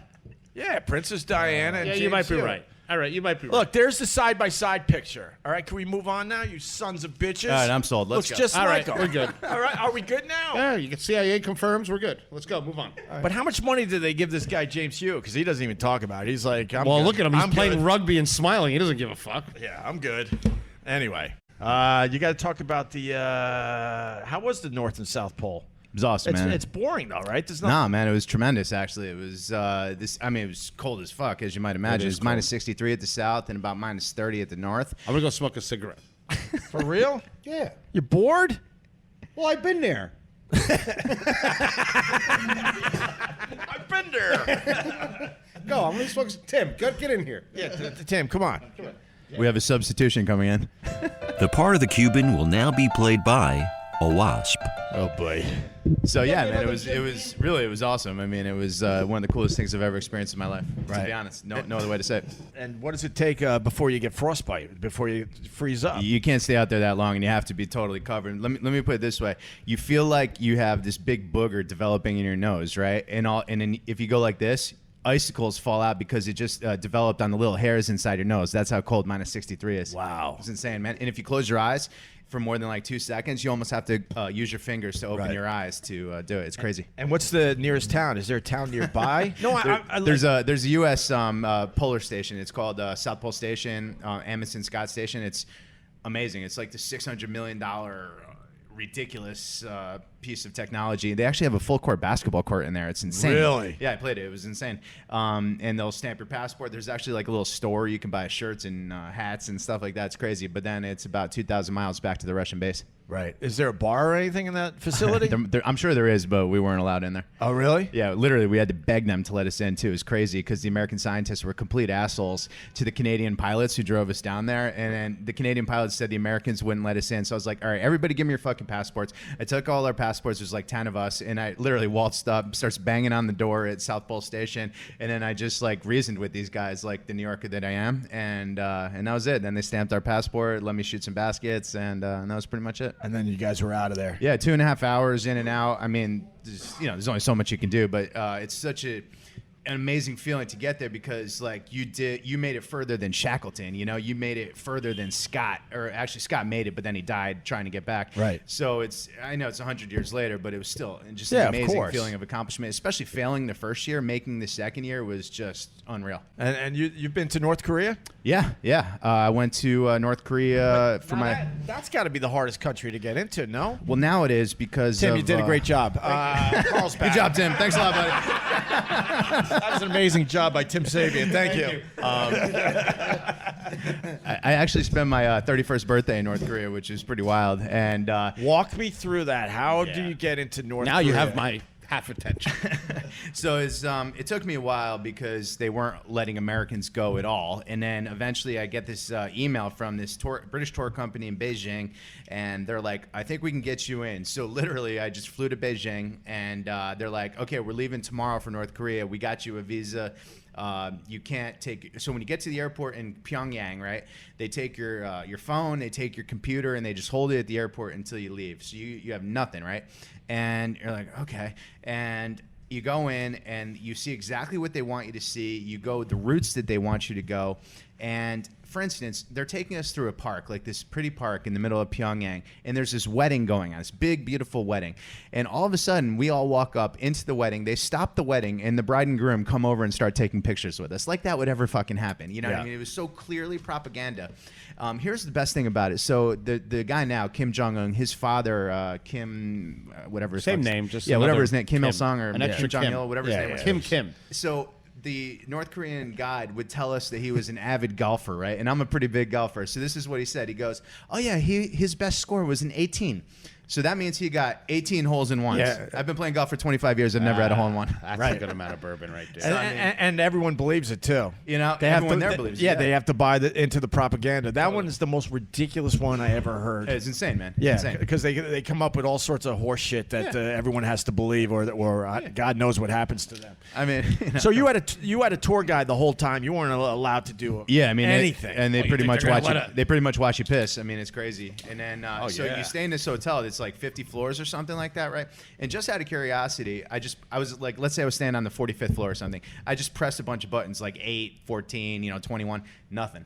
Nothing there at all. And then there's only one floor that's actually furnished because they only get like 50 tourists a year, you know? Right. It's crazy. And So they make it look like they have Yeah. this amazing hotel, but the reality is they only have one floor that Yeah, is yeah. operational. Yeah. That's a very special ops way of thinking. You're not letting it go. Like, I'm not at the Golden Nugget. Like, let's see what's on the 7th floor escape hatch. The old nugget. The good old Nugget. I love downtown Vegas, like old Vegas, like Dude, Fremont it's Street. just such white trash down there. But I thrive in white trash. I thrive because You excel at white trash? Oh, white trash loves me because I'm Latin. You know what I mean? But I don't take it serious. Like, I'm not one of these people that like racism. I call it so they get so comfortable with me. They can try their spit jokes on me and stuff. I'm with you. When I went to Vegas, you go 1 or 2 blocks off the strip, and that's where it's happening. If you want to watch people, it's scary. Dude, It's pretty scary, but it's real life people. I love Golden Nugget. I mean, you could literally. I sit at the penny slots and just buy shit off of people. Like, I say yes to everything. I was like, plutonium. I'm like, how much? Just because you can. Or even like, what did you buy? I'm like, dirty bomb. And you played golf in Afghanistan. You said you were a big golfer. Yeah, right? man. I played in a lot of weird. I played in Afghanistan, which was highlighted by the fact Jesus. that first of all, you need an armed guard and an armed car and like the A whole colleague. thing. So you're playing golf. Wait, and no, I'm gonna just play now. Okay. I'm gonna just play. Just humor me, Opie. You're a smart guy. I'm acknowledging that he's CIA at this point. Okay, but I want to just play. We're playing. Okay, we're gonna make believe like the no fucking more Truman. undercover work after this podcast. But so you're No, playing. how do you play golf in Afghanistan with an armed guard and an armed So here's the vehicle? thing. Like I have a bunch of photos, right? Like there's a guy like with Doctor. an Uzi 9mm like behind me while I'm putting, right? And like you're not putting on the green like you're thinking here. You're actually putting on like literally dirt. So it'd be like putting on the dirts. And At there's the a seal- 9-hole course at the called seal forward base. called the Kabul Country Club. By the way, that's what they called it. Really? It was amazing. But He made that up. The club is called Tango Whiskey Bravo Foxtrot Alpha Tango Base Forward Operating. So basically, if you have enough money, you could get anything done when you're in another country. Well, I mean, it's not like a lot. It wasn't like a lot of money. It was like $10 or something. I just had to set it up in advance. Bro, you got pictures online of this. Yeah. 'Cause some of these stories, I'm like, he's just bullshitting with us. No, he doesn't look like a bullshitter. I'm joking. But wow, look at that. That's not a golf course. No, it's like just sand, like in the middle of Kabul. What's your website where people could see this stuff? It's just my name, LeeAbbamonte.com. That's crazy. .gov. On par at the 9-hole .cia. Kabul golf course. State Department. So, tell me about that day in Benghazi when you were golfing when we lost the ambassador. No kidding. On the 12th hour. And what about? I mean, how do you prepare for these countries? Do you have to get shots for every single country? Or? No, you gotta get shots for the place where like malarial countries like Central Africa or Southeast Asia, really, or like the Amazon. I've been inoculated against every communicable disease known to man, so I feel pretty comfortable. But you gotta get your boosters every couple of years. Have you gotten bit by anything? Not like bad, to be honest, but I prepare with like the right clothes and shit like that, and I try to stay where I Kevlar wear. Lee, can you? I need your help because I tell people all the time. When I was in India, number one, You got the shits? yes, and it feels like everyone else did too. Because tough to the avoid. level of cleanliness was difficult for me to deal with on the streets, right? Because me, I'm with a bunch of chefs. And I was like, let's go eat street food, and I'm with like the hardest core chefs, and like 5 minutes in, we're like, get me back to the fucking Ritz-Carlton. You mean because human beings just take their pants down to shit on the and street? shit on the street. Yeah. But can you please vouch how aggressive the monkeys are there? Monkeys come out of nowhere and drop kick people like it's unfucking believable. Is this true or no? I mean, I never got True. drop kicked by a monkey, but Well, not you. I mean, you're in full battle fatigue. there are I a mean, lot of animals on the streets. You should have worn an AR-15. Me, I'm walking around with a Nikon and fucking zinc on my nose. The thing that drives me the most crazy about India is the fact that cows will just be in the middle of the highway and nobody even honks at them, and they just hold up traffic for like. Yeah, and they look like miles. they're gonna die. It's not like a cow here. Like you ever see you go to a cow. These are not healthy-looking cows. Oh so my! It's skinny, all aren't they? fucking ribs with that big neck on theirs, And they're right next to a Mercedes. Totally, man. Who's And right the thing next is, to the street person. India's a that- strange place, man. It's That makes strange $1 every 10 fucking years And when or you something see like the that. cow, what you don't realize, what I learned very quickly is when I see a cow, it's not the problem with the cow. It's the 7,000 bugs that follow this thing around. Right. It literally has an aura of just flying insects. It's awful. It was so difficult. how for long me were you there? I was there for a wedding. I was there for 12 days. You know how long I should have been there for? 0. Oh, you went to 0. It was 0. Who the hell was getting married in India? My brother's friend was a doctor. And you had to go? I wanted to go. Like this guy. I got Oh, the you wanted traveling to check bug, it out. but not from the government. You like have this romantic notion of India in your mind, but it's Right, like you're like- totally the antithesis of what you think. And then I get there, I'm like, you're 100% right. Dude, I was there in November. I was doing a commercial for BMW in India, so we did a road trip. The more travel money. Ooh, where are we going now? Look out, Helsinki. The point is, driving in that fucking country was the biggest nightmare of my entire life. You're trying to drive this like X5 SUV Humvee. through those streets, impossible. I might never go back. Dude, it's bad. The driving, it's pretty much whatever you want. wanna- It's like frontier law. Like, you It's just- impossible, man. Did you visit the Rat Temple? Rat Temple? No. Opie watches Discovery Channel all fucking Here he goes. The It's like, Kardashians. did you do the bubble wrap? How about the rap temple? Did you see Indiana Jones? This is way better than the bubble wrap thing. My pal Morgan Spurlock did a documentary on rats. Dude, he's the man, man. And his rat documentary is insane. It plays like a horror movie, and he purposely did that with the scratching and stuff. He puts scratching sound effects in and this kind of horror music underneath it. But one of the places he visited is a rat temple in India.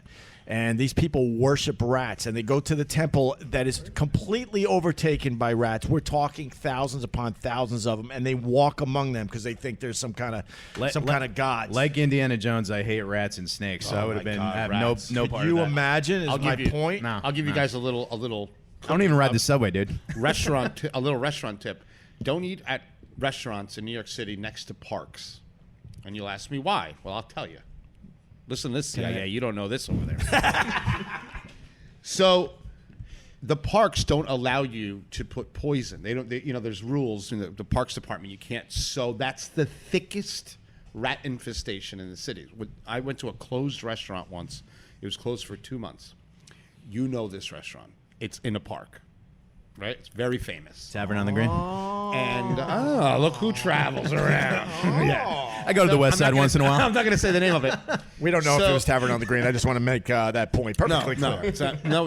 but it's a very famous restaurant, and it's in a park setting. And Did you ever see Ghostbusters? It was closed for 2 months, and I knew the guys that were going to take it over.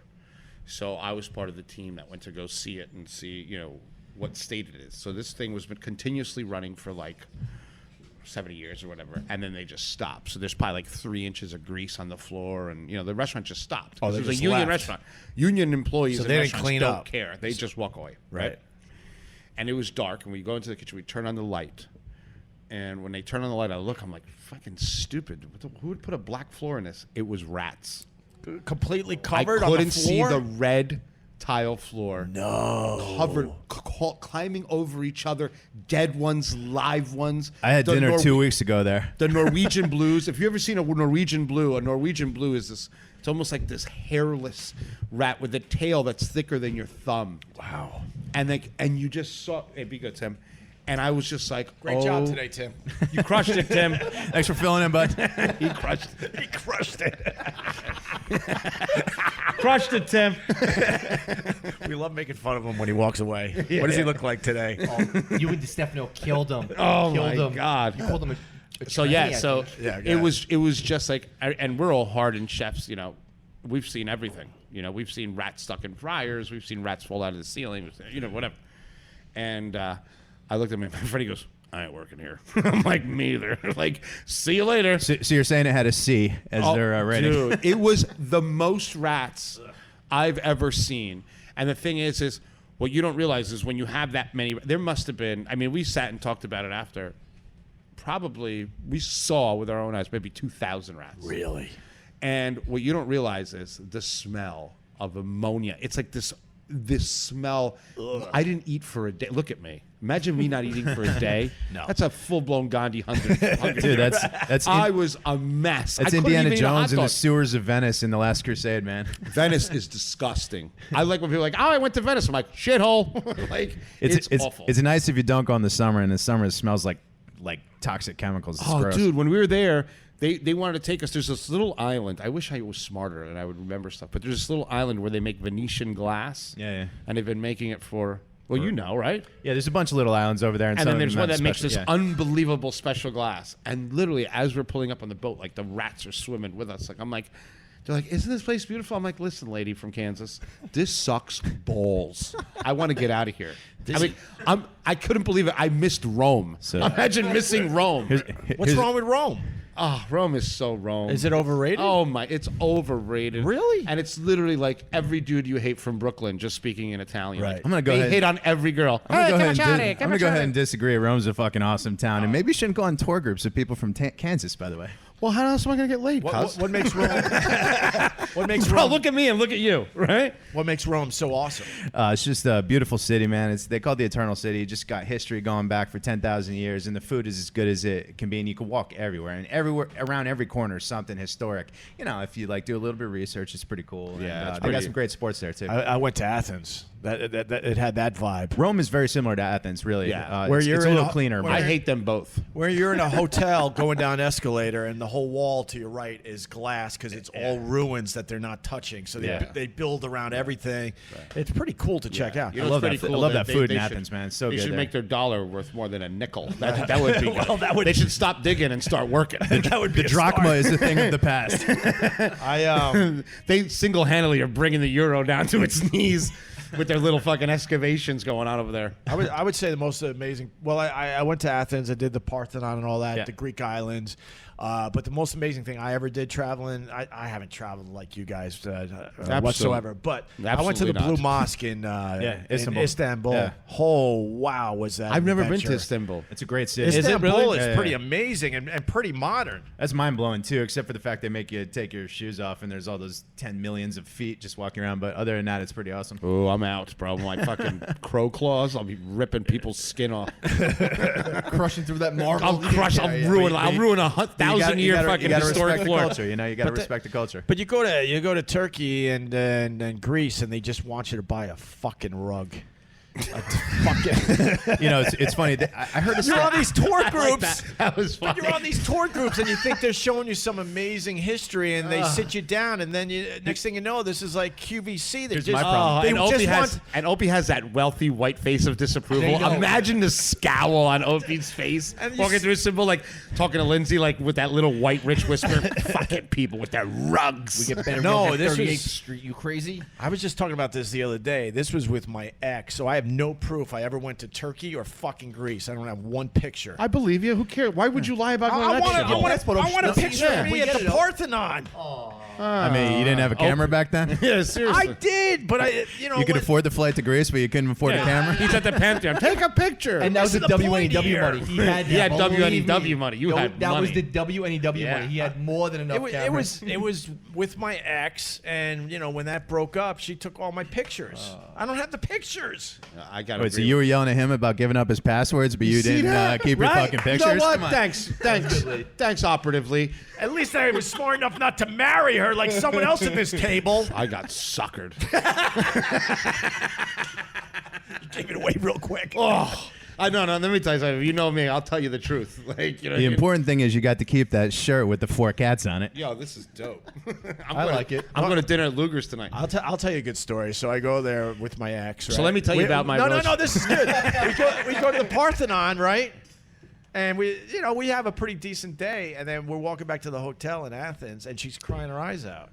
Well, of course she is. She's dating you. You're No, like she complaining thought- about rugs and shit. thought I You was- don't take any pictures. Like, No, we took You're pictures. the worst travel. No, we You're took the pictures. opposite of Lee. Ever, ever. You're that crashed Russian plane in the South Pole that No he couldn't get proof or on. anything. We took pictures, and I guarantee they were burned in a fireplace somewhere. Oh, but she did that? I don't know, but my point. She was like, Stella got her groove back? my point is walking after the Parthenon back to the hotel. She's crying her eyes out. I'm looking at her like, "What the fuck, man? That was pretty cool. Why are you crying?" She thought I was gonna ask her to marry her. I'm like, we barely like each other. That's a pretty good sign. You're probably not going to last. No kidding. I'm like, how about you just look at this as we had a nice day? And then it ruined the rest of the trip because she was convinced that we were, I was going to ask her to marry her. There is in nothing Greece. worse than going on a trip with somebody who don't want to be on a trip with, especially Well, of the it opposite sex. was at the end of that relationship. Yeah, My I've had a few of those. my vacations with my family were always awful. I Awful. didn't have vacations as. Oh, my wife. Every time we Oh, got you mean with your wife? every time we got into a fight, her solution was not go to therapy, maybe stop drinking. No, it was like, let's go to Vegas and get a giant suite. And I'm just sitting there. I'm like, kind of still hate you. Like, I'm still kind of angry. Beautiful room though. Love the electric curtains, but I kind of want to jump out. Can I? I'm checking with windows open and shit. Like, it doesn't work. Like traveling really, because when you get home, that was a big one. We used to travel, and then I got in a lot of trouble because I swapped the diamond out in the ring, and she caught me. Really? Oh yeah. How did she catch you? So we got married, got her this giant rock. Right. And Did you really do that? Yes, I did. And then on our wedding day, before that, my friend was like, my old Brooklyn boys. He's like, hey, cuz, that's some serious hardware. You got that girl over there. He goes, I got to tell you, I love you. I don't trust her as far as I can throw her, and I don't want to throw her. You know what I mean? I'm like, all right. He goes, swap it out, cuz. I got a guy on 47th Street. You know what I mean? Get the good dimensions on it, whatever. So I sent her. I did this whole scam. I said, let's go get it appraised. Right. So we went, and then the guy wasn't appraising. He was taking the measurements. Jason Bourne shit right here. Replaced with some cubic zirconia. And he was like, this guy had like 3 gold molars. He was perfect. He's like, oh, what a beautiful ring, right? So I'm like, all right. So he does the whole thing. And I said, he goes, this is when I knew the guy was hardcore. He looks at me and goes, Cuban, do you want us to do a fake platinum setting too? We have lead. It'll be the same weight. You won't feel a thing. I said, do it all. Wow. So That's probably the mistake you made. That was You probably should have went platinum. Dude, those Hasidics that work in the Diamond District, man, there's nothing they haven't seen. It They- probably didn't even phase him, man. He was talking to me like I was buying gum at a gum store. Like, I was really the 9th person that did this that day, right? I got a Diamond District story after him, by the way. So we did that, and then I swapped the ring out, and then I took the other ring. And the only reason I took it was because the day that we got married, we were taking remember I told you, sir, we were taking the pictures. She spent like $30,000 on the photographer, and she never developed the pictures. Well, that day I forgot to go to one picture, and she screamed at me in her wedding dress, I want a divorce. Yeah. And that's when I was like, swapping a ring. So you swapped the whole thing out? Of course. Swapped the whole thing But out. she's going to know. You should have just taken She the didn't diamond know out. for like a year and a half. After you were divorced? No. Like, So- we were married, and then I come home. So how'd she find out? Well, she was with her mother. You were still married and you swapped the diamond? Yeah, cuz. Well, why would I do it after I was married? That would make me a cat burglar. It's illegally. That would make me a cat burglar. This guy's been all over the world, but he's not too smart, is he? Never got that dumb. Let me tell you something. CIA people know how to play fucking dumb. You've seen George Clooney. George Clooney plays dumb, but he's Danny So Ocean. how'd you get caught? So her mother, let's go get the ring appraised. Yeah. She's like Fran Drescher. She's been robbing my restaurant blind for 3 years. So, let's go get it. So she goes, and they take it, and I come home, and this was like the moment of truth. I was like, I'm in a lot of trouble now. Wow. She is. Oh my god! The bartender is a girl, and she's staring at me like I'm the. How bad do I look? Pretty bad. Oh, funny though. So Marie, it's the standoff. This is the OK Corral. Yeah. It's on. And she's like, I can't believe we got married with a fake wedding ring. And I was like, I was about to tell her, no, I just swapped it out for safety reasons. Right, I have the other one. But she started, you fucking fat piece of shit, motherfucker. And every insult, I'm like, not telling you. I'm going to fucking hold this out. And I said, I apologize. I didn't have the money. No ring for you. Wow. So you only got caught with the bad ring, not the swap, not the illegal stuff. Right. Okay, She good. didn't know about the swap. She never figured out the swap. She didn't. The thing she said to me in 15 seconds, it was an AK-47 of fuck you. I mean, Lee can relate Yeah, I to was gonna that. say the lead training guy. Yeah. You got that, Lee, right? Dude, I got about 5 buddies who You have want a to get Klitschko divorced in right your now. I'm bag. going to tell them that, make them listen to this podcast. and I was totally gonna tell her, like, Listen, it was for safety reasons. The ring is still there. You know what I mean? Like, it's fine. And I'm like, there is no way. After what she was saying to you, after With the that, shit she said to me curled my skin. I said, you know what? I'm taking the bullet for this. that's a good hit by you. I was, Good job. 60 grand. Right. And I was just like, and she's like, you fat midget piece of shit. Well, I think they is that want us Marie? to leave. Marie's coming. I'm fucking 60 terrified right now. grand on a ring. Good Lord. Yeah. Well, she was that kind of girl. Yeah. Wow. She liked it. She was like a barracuda. Anything shiny, she'll bite. You know what I mean? But you know, it was unbelievable. And I remember I tell my friends the story, and they're like, and I tell this old gangster from Brooklyn. I tell the story, and he goes, "That's why I like you, Cuban. Right. You took the hit. You took the hit, but you kept the ring. Good for you." He goes, "You could have blown up the whole thing right there." But yeah, it did cause a lot of animosity Oh, you for the think? next 7 years. I was gonna say, a lot of guys are gonna say you're a hero, bro, for doing that. I got a quick story. It's not as good as that, but when I was getting engaged to my wife, I went down to the Diamond District with this diamond guy that was hooking me up and also trying to sell some diamonds. Yeah. And we're sitting in a room with the Hasidic Jews, and they leave the room, and all of a sudden he has that little tiny envelope filled with diamonds. Yeah, yeah, You got to be careful. Those envelopes. Drops it all over the floor, and now this guy, I mean, he had easily It's like $1 million in diamonds on the he ground. had easily a couple $100,000 worth of diamonds now all over the fucking floor, and he can't. And the color of the floor didn't help the situation. It was a light colored floor. Now this guy that I'm trusting to get a ring for my now wife is on all fours trying to find all his fucking diamonds that he dropped all over the floor. See, I think completely opposite. Like whenever something like that happens, whenever I see, like, if I'm with a guy whose business is diamonds, and he drops diamonds on the floor, all of a sudden my "I'm getting robbed" alarm goes off. Right. Like I have no gray area, Right. for It shows- shit I it don't shows understand. incompetence. It shows right. incompetence, But yeah. but it shows forced incompetence. That's one thing I've learned in life from robbing people my whole life, right? And not robbing people that way. Like being in a restaurant, you're robbing people, right? You're selling a $3 pasta for $30, and you're selling them an ambiance, something like that. Once I see something, $20 that's- for vodka soda. exactly. But once I see an anomaly, like once I see a Hasidic Jew who literally has diamond blood, right? Drops a bunch of diamonds and is fumbling around. I'm like, this is a setup. I'm out of here. No, I'm he- either gonna get accused. What happened? You got me all worked Dude, up. diamonds Sorry, are no, that's a dirty business, man. That's a dirty Oh, business. it's my favorite. my- you ever my- hang out with them? You You ever sat next to one on a plane? That's Bro, the worst. I'm in first class, cuz except the 2 times I flew coach, which I still have a fucking rash. You still haven't gotten over. I haven't, right, Opie? I was so upset. No, let me just add to that really quickly because you made a very good point. He wasn't a Hasidic Jew.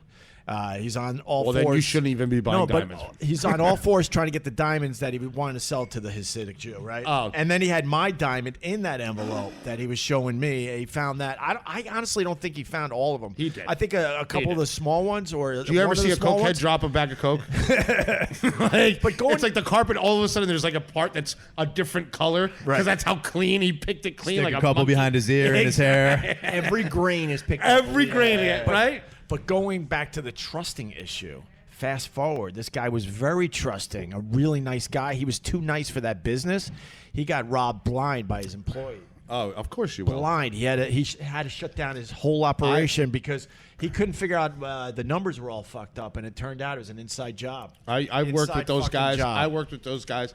One of the best hustles ever. People get fucked up when it comes to money, man. I made more money on this than in the restaurant business. Was I know a lot about watches, right? And more like I not only do I know a lot about watches, I know how to spot fakes really, really quickly, and I understand movements and shit like that. So I was part of this little group that was ingenious, and what they did was they hooked up with attorneys and divorce attorneys, and when the women would come in to get the retainers, sometimes these really wealthy men would lock them out of accounts and stuff. Like really wealthy guys play dirty, not like me. Like I was, I got kicked out of the house. I'm like, you take everything. I'm done. Look You at know our what I mean? look at our president, man. Come on. Don't worry about him. He travels too. He's got a plane and everything. Yeah, I see out at LaGuardia this morning. So did you travel today? Yeah, I just flew back from Cleveland this morning. Fucking CIA all over. He came back to do the show. I was at Game 3 last night. Come on. That's awesome, man. So all of a sudden, this guy comes up to me and says, I got an idea. I got a hustle. I said, what's the hustle? He said, well, here. These women come to the divorce attorneys. They're very wealthy. They are left with nothing. So what the first thing they do is raid their husband's closets, and all it is watches and cufflinks. Carl, can you set up a program where I send you pictures of the watch, you tell me what it's worth, you cut me a check, and I'll put it towards their retainer for divorce? Oh my God! Brilliant. So, brilliant. That's brilliant. And I made a lot of money because all of a sudden these wives would show up. And like they're like, I'm like, like it's so clinical. I'm like, show me the back of it. Fuck, she engraved it. That's $3,000 less. Like, wah, wah, wah. You know what I mean? Like, there's no way around that. Well, yeah, I knew a guy at Rolex who would give me new case backs and shit. Cubans, man. They know they got a guy everywhere. You travel, I travel in a different way. So he goes on vacation to Guantanamo Bay. That's fucking see how he started looking at me like an age. He's a Fed. Being friends with Carl, you hear this a lot. I know a guy. I actually say that a lot. I know a guy. You know, I mean, you've been in every country. You know everybody, right, Lee? A few guys. What's your thoughts on, I don't know, the world in general, being a traveler? Can I just jump in here? Yeah.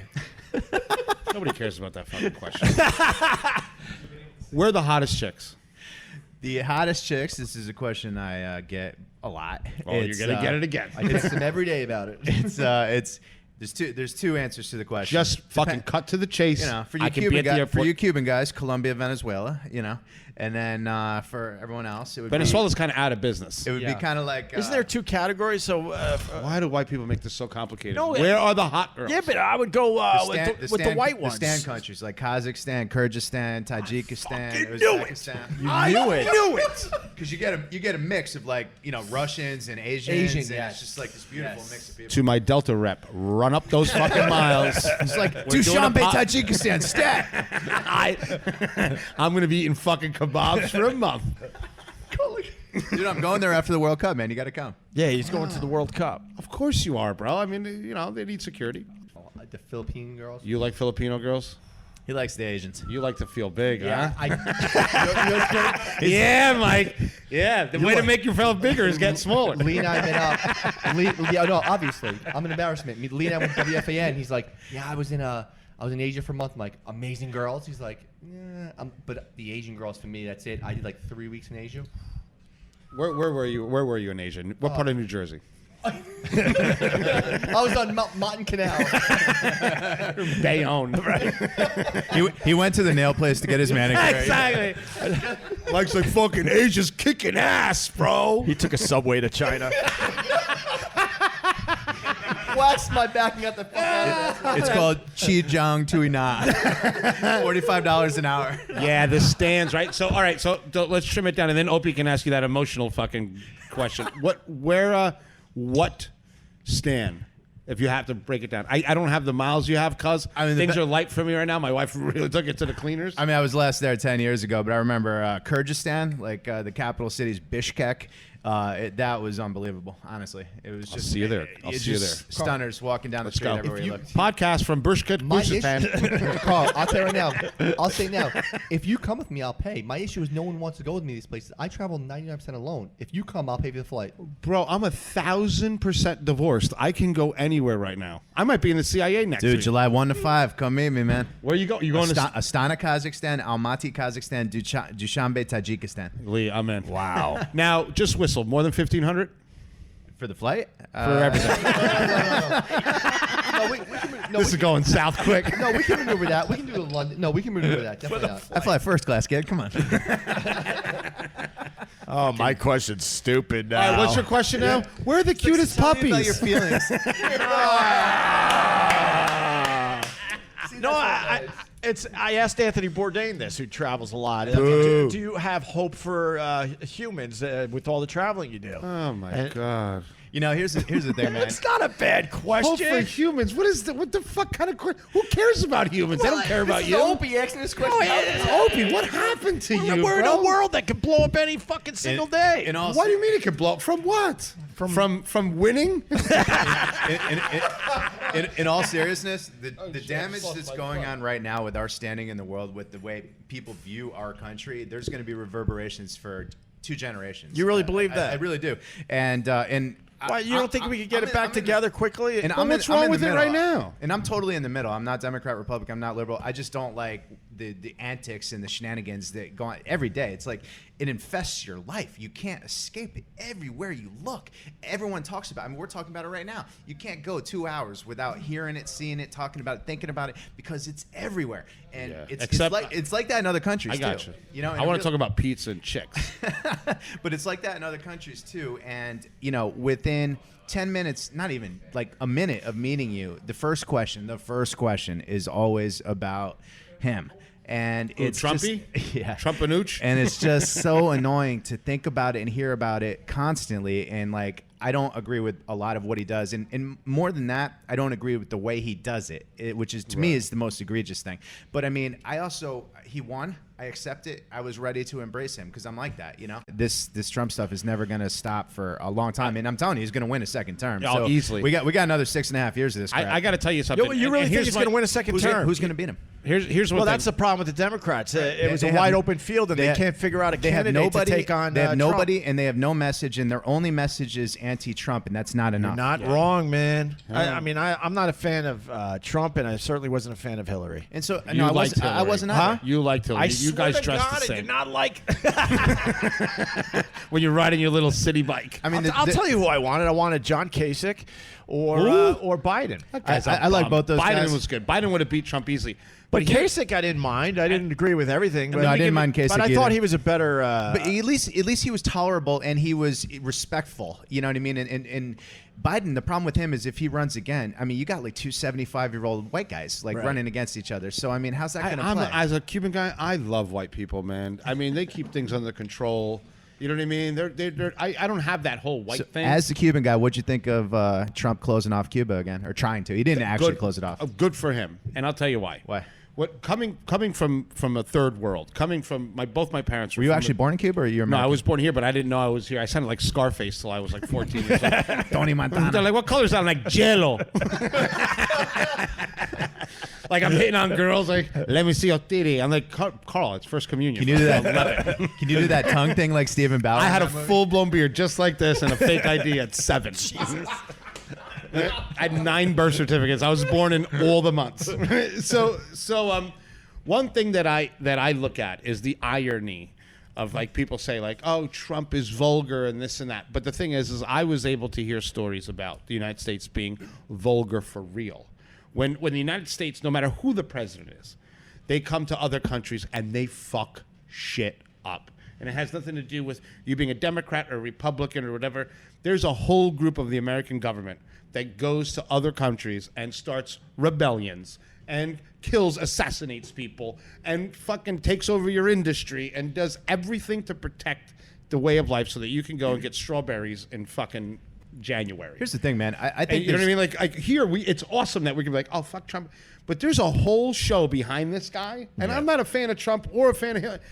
I'm too poor to care about those people. But there's a whole train of fucking crazy motherfuckers that do crazy shit in countries you wouldn't even imagine. I mean, remember, my family lost 12 guys in the Bay of Pigs in Cuba, where the CIA, your bad brethren, they were in there, you know what I mean? And they were doing their thing. And that's what I'm saying. Like, listen, I just think the federal government's a Broadway show to keep us all fucking, like, oh, wow, fucking Trump is a monster. Meanwhile, here's the that thing. Government is okay, bro, go, Lee. Jesus The U.S. is the height of hypocrisy in Right. a lot of things, and I totally agree with that. And I'm not saying, I don't think we're innocent in lots of things, and we use our We're not. influence. We can't be. We have Of to course be not. that way. You don't- to have this lifestyle. If you like New York City, you have to have guys like Lee out there killing people in Libya. and The fucking problem doing crazy is you shit. do that, covertly, like my people. We do Right. things covertly, But you have to have a It's boiling president. to the You have to surface. I have a understand. president who doesn't embarrass you on the world stage and piss off every single ally. And I'll tell you this, and we can move on. Yeah. What he's doing with the trade war and the tariffs thing, I think that's the thing that could cost him because he's got to win, Pennsylvania and Ohio and these Rust Belt and Bible Belt states, and they're going to be the ones who are most affected because they're not going to be able to as cost effectively transport to Canada and Mexico and all these Right. other places. So inadvertently, he's going to end up hurting the people that he claims he's helping, but at the same time, are they going to be smart enough to realize it, or do they care because all they care about is Republican, Democrat, and guns? Well, the thing with trade, I'm very close to trade because of food and restaurants and stuff. I know how that affects things, right? Importing food and back and forth. The thing is actually he hasn't really said anything about. He has the amount of tariffs he's imposed as opposed to what he's threatened are completely different. If there's one thing I know about politicians, and not Trump, at the end of the day, bro, they all play ball. They all play ball, and at the end of the day, all of us sitting here, us poor suckers, just keep being suckers. I'm glad you said that, because in the end, we're just idiots. And we Yeah, are like, suckers. the problem is you don't even know because what's what we do is spend our days just like, Dad, Trump did But they this. keep us Well, busy fuck with you, this I shit. like That's Trump. why all they care Yeah. about is what stand to go to meet hot chicks like this bartender, right? But she'll never date me in this country, but in another country, I'll be attractive to her, right? So She's still saying no. She's still saying I no. took a shot. I can't take a shot. Even in Libya, no. Like in Libya, yeah. There's just But so you much. make a good point. We're yelling and screaming at each other on Facebook and Twitter Right. about Trump and this and that. We're the suckers as Yes. they continue fucking. And The they machine continue just doing keeps whatever. rolling on. And the There's machine just just so keeps- much noise. There's just so much noise, and in the end, I just Yeah. started disengaged. There's just nothing I can do about Yeah. it, and I'm gonna stop stressing out about it. And that's what I've done. And it's smart, and it's the smartest thing. And I think that your life reflects that. Like you live your life, right? You're Most like people just can't have an intelligent conversation with it. That's the other problem. It's like people go fucking crazy about Right. politics. And Don't, it's like, don't I you even believe bother. the answer's somewhere in the middle for real? 100% it's in the middle. Well, Of course it's in the middle. it seems Well, obvious to me, but it doesn't seem obvious to this country. People will fight for their fucking guy to the end. It wasn't like this. It wasn't It's like been this like until this for 5 years ago. 40 years, brother. Guys, it's it'll- been now like this not for a like it long is right time. now. I've But been it alive is for a long ramped time. up. The It is ramped up. middle. The problem with the middle is America's not in the middle. The way that we live is not in the middle. The biggest problem is we the- do. We're No, fucking straight but up killers. You got half the country that wants the other half to live that way. Listen, it's never but going to both happen. halves lived exactly the same way. Yeah, it's never going to happen. listen to this. like I live in Chatham. Well, I did before they took everything from me. My life exploded. But Awkward. but when I lived in Chatham, like I remember my neighbor puts this sign on her lawn, and it said "Hate has no home here." Ugh, God. And it had like in different languages, Please tell like me you threw all some the eggs stuff, at her right? windows. So this is a fifth generation. Like she looked like she came on a fucking Mayflower, right? So I'm sitting there and I read the sign. I'm like, are you fucking kidding me? You know what I mean? They came maybe 4 days after she put the sign. It's a black kid walking down the street. There's no black people in Chatham. There's one black cop and he works nights. So so I am literally the only minority there. And I get a phone call from her. Do you know what's going on outside? I said, what's going on? She goes, did you see the gentleman that's outside just walking back and forth? I go, no, let me go check. So me, being a minority, I'm like, who, that black kid? Yeah. She's like, yeah. She's like, do you know him? I'm like, no, tell him to come over. Hate has no home over there, right? And I hang up the phone. Perfect. 2 minutes later, she called the cops on the kid. The kid was from Madison trying to find an address to... She's a teenage kid. Right. You know what I mean? He's just going to his so friend's this house? is someone that she has a hate has no home. Right. Me, I go outside. I'm like, that's a black kid with like nice sneakers. He ain't stealing nothing. He's fine. You can figure it out He looked quickly. I'm Cuban. I don't see color. I see like. I mean, are you a criminal or are you not a criminal? Right. You know what I mean? In America, if you break it into thirds, right, you got 1/3, like the lower class or whatever. Those are the people that vote. You got the upper class. Those are the people who control everything and are the beneficiaries of everything the lower class votes Yeah, for. keep 'em and poor. Then you got the people in the middle who often don't vote, generally don't give a shit, and don't see a difference either way. Right. Well, That's because the problem. You basically that's because America. both parties gave Let up it go, on Lee. the, We're boys, but we're gonna hang out in both Kazakhstan. parties gave up on the middle a long time ago. Because That's the middle pretty doesn't obvious. move. The middle doesn't move, man. Right. So, well, this was awesome, Lee. That was awesome. For Welcome real, to yeah, man. Crossfire with Opie. The McLaughlin group. And Libya was the craziest country you went to? Well, the it was- worst? I mean, I've never been shot at before, so I mean, It was yeah, the worst I mean, experience? Actually, I mean, in hindsight, it was one of the best experiences. Probably the worst was getting shaken down consistently in Nigeria, and I ended up having to leave the country early. I mean, you might have heard there's some scams that come out of that country. You think? And That's where that prince is that's trying to get Yeah. all his money changed. change. So much money. You have a relative there too? So let me just say this. I'm calling the cops on your dog How many at the times dog in your park. life have you gone to an ATM and gotten the wrong amount of money? Like never, right? Zero. Never happened. No. So me and my friend were there for 2 days. 3 times in 2 days, we each go to the ATM. 3 times in 2 days, we get the wrong amount of money at the ATM. And let's say I was asking for In a good way or a bad way? No, let's It's say I was always a asking- bad way. Let's say I was asking for Well, I would $100, right? assume. It wasn't like I got $99. I got like 6. Okay. So I love Nigeria. The balls on Nigeria. so I almost spit out like a With the couple. balls on them. I mean, they could have. that's fucking they could have- brass balls. They could have had a nice scam, maybe give you a 90 or So, 95, and you're gonna be like, "Fuck this," you know, you'd be pissed, would walk away. They're like, "Fuck you, we're going all in." you, we're all in. $6. So it's me and my other friend who's like a big, tall white person. Yeah, you know, sniper. and we go to those banks and they have cameras, right? And it's the ones that advertise on CNN, right? Like CNN International, like Zenith Bank or Intercontinental Bank, right? So you're like, oh, this is safe. We'll go there and we'll use the ATM. So it happens, you go in and then you complain that you got the wrong amount of money, and you can just imagine how that went for us.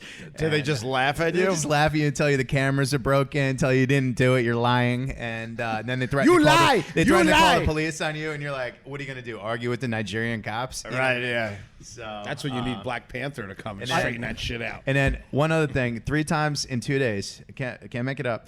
Cops on the street just came up to us for no reason whatsoever and demanded to see our passports. All our papers are in order. I got the visa. Trust me, I'm good with numbers. And they demand money or they're going to throw us in jail. What are you going to do? Argue with the Nigerian cop and risk going to Nigerian jail? I mean, You know what I do? They have the in that guns. case? I do Were not you go- ever arrested in your travels? Never, but I've been threatened a bunch of times if I didn't give money, but I've never been arrested now. But I don't do stupid shit. Right. Man, that's God. We're just touching the surface, Lee. You were a great guest. How many today, man. in 192 Thanks, man. countries? How many chicks have you hooked up with? I don't do that type of thing. Fucking boo. So you traveled for no reason? Mike's like, let it go, let it go. I know that wink in your eye. He's a crusher. I love that Lee winked and Carl's like, no, I got the wink. I'm good. I got that secret wink, bro. I got it. Same team, bro. Same team, bro. You got the calculator out? Team We're crush. good. Team crush. Stay out of Nigeria. Lee, this was awesome. Lee Abbamonte. Dude, you're the man. Thank Cool you. dude, man. Really cool dude. So what do you want to promote? Your Twitter, your Instagram? Where? Yeah, just follow me. I got everything's my name, so it's Lee Abbamonte. It's Abbamonte. LeeAbbamonte.com, Twitter, Instagram, and Facebook. And say hi. Love to hear from you. And honestly, come on back and see us. definitely. Anytime, brother. I have a feeling you got way more stories than we even. We should do a travel segment. Travel segments with Lee. And of course, Carl Ruiz, Sabor Chef on Instagram. What else you got? My Carl? Instagram's not a lot of travel, but I got a lot of cool, sweet pictures of pizza and shit. Sabor Chef. Where's your favorite pizza place in the city? In New York City, Yeah, I Manhattan. bucked the trend. I like Lombardi's. Lombardi's good. I like Lombardi's, and I don't like their regular pizza. I like their clam pie. I'm a big fan of clam pies. So I grew up in Connecticut, and there's a place called Pepe's, and their white Pepe's clam is the pie best. is unbelievable. Pepe's is probably the single-handedly the clam pie at Pepe's is probably the best thing in America. I'm actually going there tomorrow. The Yeah. one in Yonkers. I'm going tomorrow. wait. Pepe's is the best pizza in America. It's pizza without red sauce? Correct. God, why The pizza with the red sauce is awesome too, but the Ah. white clam was voted the best pie in America. It's the best. I'm with it 100%. There's nothing even close to it. Lombardi's is a sad second. Really? What about John's in the West Village? I love John's, man. Yeah, that John's is sausage cool. pie they have there at John's Sausage killer. is good. It's a little soft in the middle sometimes. If you go there, it's too busy. That's my problem. They don't know how to handle I the think my volume. favorite is the place across the street, actually, Keste. The Pizza Del Rey. It's like truffle and prosciutto. Oh man, it's fucking All right, delicious. right on. Now we're talking about pizza. We should get out of here. OpieRadio.com. Get a T-shirt. The Beyond Reproach and the Creepy Cabin T-shirt's doing very well, Carl. I haven't very seen a well. fucking dollar from you. I'm I'll get you some cash. This is why people are always upset at you. No one's upset. I know. I just made that up. On a good run. I made that up. I'm I'm on a great run. Why I'm just fucking busting ruin balls. it? I'm having fun. Man. All right, cool. And thanks to Mike and thanks to the Thank you, crew Mike. here at Jack Dempsey's. Where are we again? going 36 West 33rd Street, right near the Empire State Building. So you go up to the top of the building, I guess, and then come here and have a drink, right? Is that how we're going to promote that? Or I've never get a been drink to and the then go to the top of the building. How top. about that Oh, one? Huh? shit, yeah. We're going to shut down the podcast Oh, now. now he comes with the fucking Shock. with the Orlando shock jock voice. Okay, traffic on the 295. We're going to shut down the podcast right now. Joey, take it away. That was pretty fucking good, dude. Professionally. Oh, what a fucking shit show. Gotta love that Abbamonte. Lee Abbamonte. You just keep telling your story about being a citizen of the earth, a world traveler, and we'll all sleep better knowing you're out there pretending to be a self-made globetrotter, but secretly living the life of a spy, keeping America safe, and crushing that octopussy. Hey, leave us a 5-star review and share this episode with your friends on social media. Like Opie said, grab a hat or a t-shirt at OpieRadio.com and make your friends wonder, what the fuck is Carl's creepy cabin all about? Just tell them something you're missing out on at Opie Radio. The Westwood One Podcast Network. The Jim Ross Report. The heartbeat of pro wrestling lies in two things: talent and television. Don't ever forget it. Don't ever let anybody convince you or try to convince you otherwise. It's all about talent and television. If you got them in place, you got a shot at being very successful. The Jim Ross Report. Download and subscribe at Apple Podcasts, Google Play, and the Westwood One Podcast app. Free from the Westwood One Podcast Network.